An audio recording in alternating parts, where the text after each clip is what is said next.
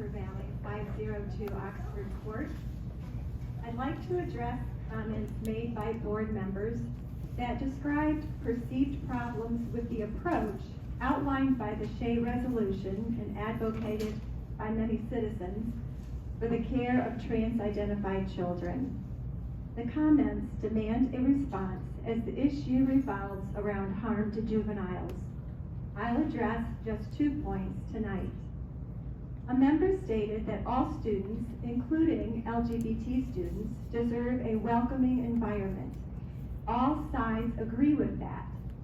The apparent assumption behind that statement is that your policies are the most welcoming to all students. But that is what's open to debate. You cannot assume what you have to prove. Another board member concern was that the resolution proposed by Shea would require schools to out LGBTQ students to their parents, no matter what the circumstances were. The circumstance you apparently allude to is when Worthington School District thinks parents will harm their own child if they learn about a trans identity, and parents are therefore not notified. The resolution says that schools will disclose information to parents whenever their child claims a discordant gender identity, questions their gender identity, requests alternative names or pronouns, or otherwise indicates mental or emotional distress about gender identity. As you know, there are laws to protect abused children. The resolution would in no way interfere with protecting a child from abuse. Ohio Revised Code requires that school personnel shall not fail to immediately report when they have knowledge or reasonable cause to suspect child abuse. Of course, that is wholly different from the situation where the district thinks a parent could abuse a child, or the district judges a parent's rejection of transition as abuse. How can this district confidently advocate for social and medical transition when treatment irreversibly maims?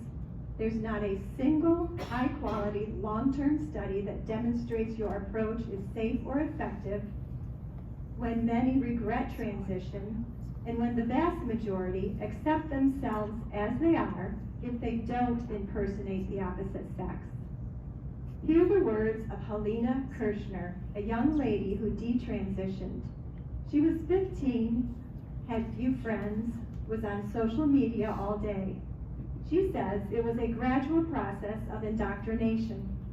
The messages she received: if you feel you don't fit in, that means you're trans. If you don't like your body, that means you're trans.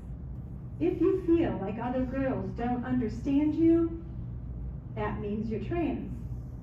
That she is uncomfortable with her body because she was born in the wrong body, and if she changed her body, she'd be comfortable with it. That gender questioning was good to do. And by the way, only trans people question their gender. Helena eventually concluded her transition was a big mistake, starting with the first change of pronouns. I agree with the great Thomas Sowell.